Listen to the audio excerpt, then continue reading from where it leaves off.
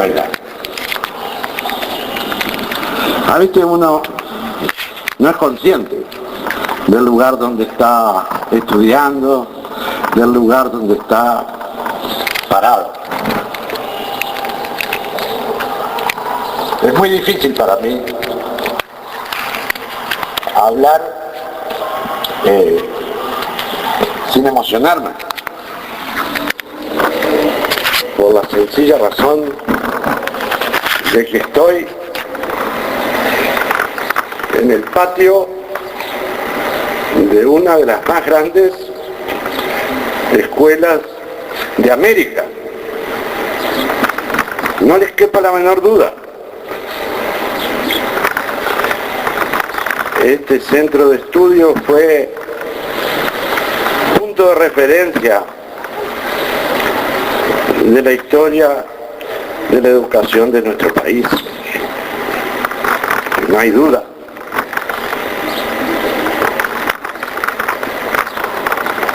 Yo me crié en escuelas rurales. Fui a la escuela Caballo, en el norte del país. Hablaba el portuñol, hablaba como bengoechea, todo con B corta. Y en las escuelas de Caraguatá, donde yo a caballo, y la mayor parte de mis compañeritos y compañeritas eran negros, porque eran descendientes de los esclavos fugados a nuestro país desde el Brasil, porque aquí había sido abolida la esclavitud y allá no. Ustedes saben que hasta 1888 era legal la esclavitud en el Brasil. Pues en esos entornos donde me crié, habían maestros que también pasaron por acá, como el maestro Castro, a quien conocí. Y tuve la fortuna de conocer al maestro Martínez Matonte. Me dan ganas de pedir un aplauso para él.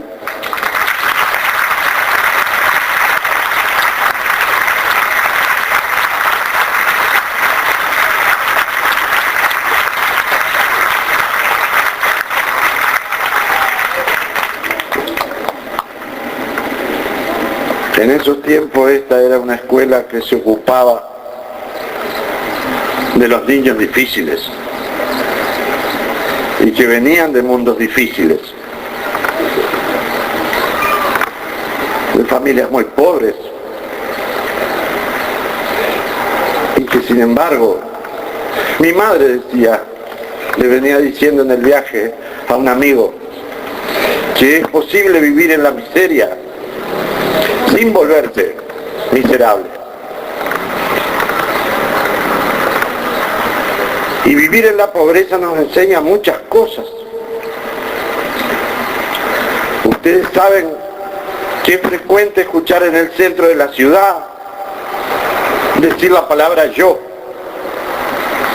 Yo voy a ser maestro, yo voy a ser ingeniero, yo juego al fútbol bien.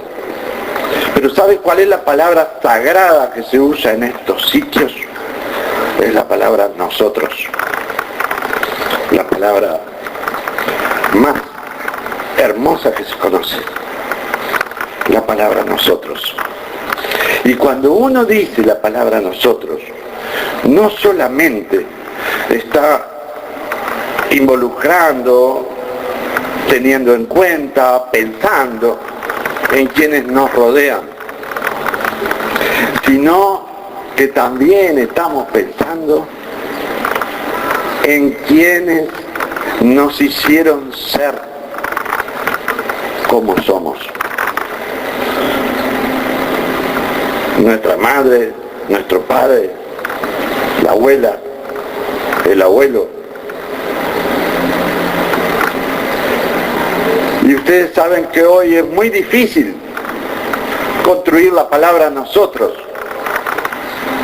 Porque una de las enfermedades más terribles que padece el mundo contemporáneo, el planeta entero, ¿saben cómo se llama? Se llama esa enfermedad crisis de autoestima. Y yo siempre digo que la crisis de autoestima no es otra cosa que quererse poco o nada a sí mismo. Y cuando alguien se quiere poco a sí mismo es porque supone, porque cree que dentro de sí mismo no tiene nada para querer. Porque ignora lo que tiene adentro. Porque no sabe de qué mundo viene. Porque no conoce su propia historia, la historia de su familia, la historia del abuelo.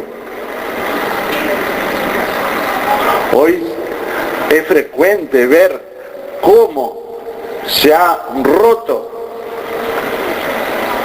el vínculo, la relación intergeneracional, el vínculo entre el hijo y el padre, entre el nieto y el abuelo. Es tan lindo apagar esa caja idiota. 1 hora y preguntarle al abuelo, contame cómo era jugar en el mismo patio que yo juego hace 40 años atrás. Contame cómo era tener novia en tus tiempos. ¿De qué hablaban? ¿De qué sentían? Y ustedes saben que si el abuelo o la abuela empieza a contar una historia de amor, lo primero que les va a salir es la frase, abuela, qué linda historia. Y la segunda frase, abuela, qué linda historia que tengo, porque tu historia es mi historia. Y cuando vienen a la escuela sienten ganas de contarla. Contame una historia de tu abuela, de tu abuelo. Y entre todos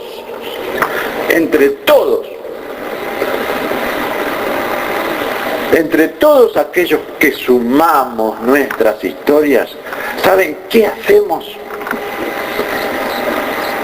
Hacemos la historia del barrio, hacemos la historia de la ciudad, hacemos la historia de la nación. A veces cuando hablamos de la historia del país, nos cuesta entender que la historia del país es la suma de todas las historias nuestras. Y una de las experiencias más hermosas que he pasado estos últimos tiempos es leerme en una noche entera, hasta las 5:30 de la mañana, las historias de los padres de ustedes. Las memorias que cuentan, los terribles, los tremendos y los amorosos sacrificios que hicieron maestras y maestros para mantener intacta esta escuela en tiempos muy duros, muy tristes, muy traumáticos. Es maravilloso ver en todas estas historias escritas por ustedes cómo aquellos hombres y mujeres que les enseñaban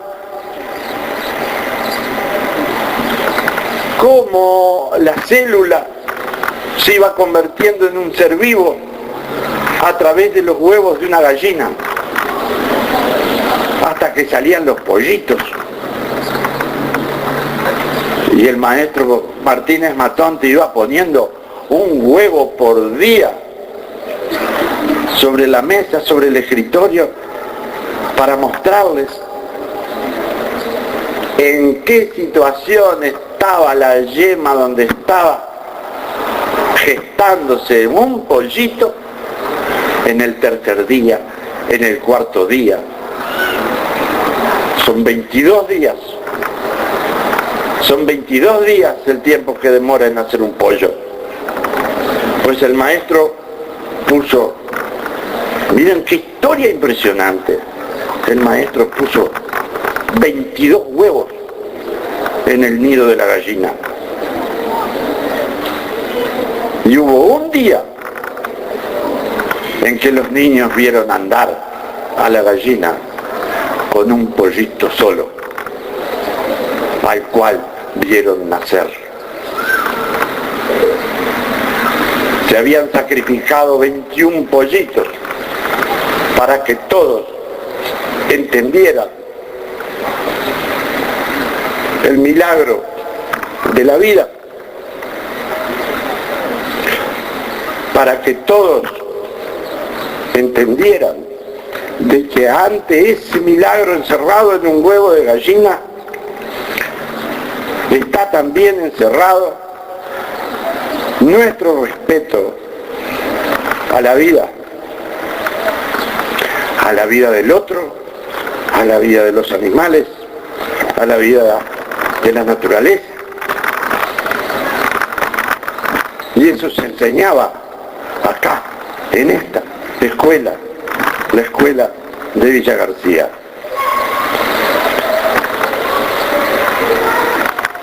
Yo lo único que les voy a pedir, humildemente,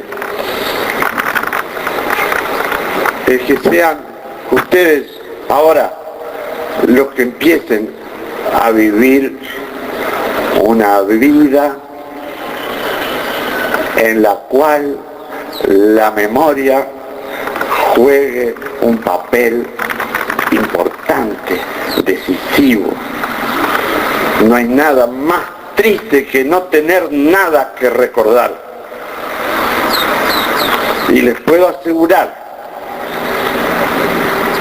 que ustedes han tenido la fortuna de estar en una de las escuelas más hermosas de nuestra tierra, y una de las escuelas más importantes del continente, porque yo supe que el gran maestro Freire en el Brasil habló de esta escuela, que Reina Reyes habló de esta escuela, que el maestro Castro habló de esta escuela, y vamos a seguir hablando porque queremos muchas Villa García. Que sean felices.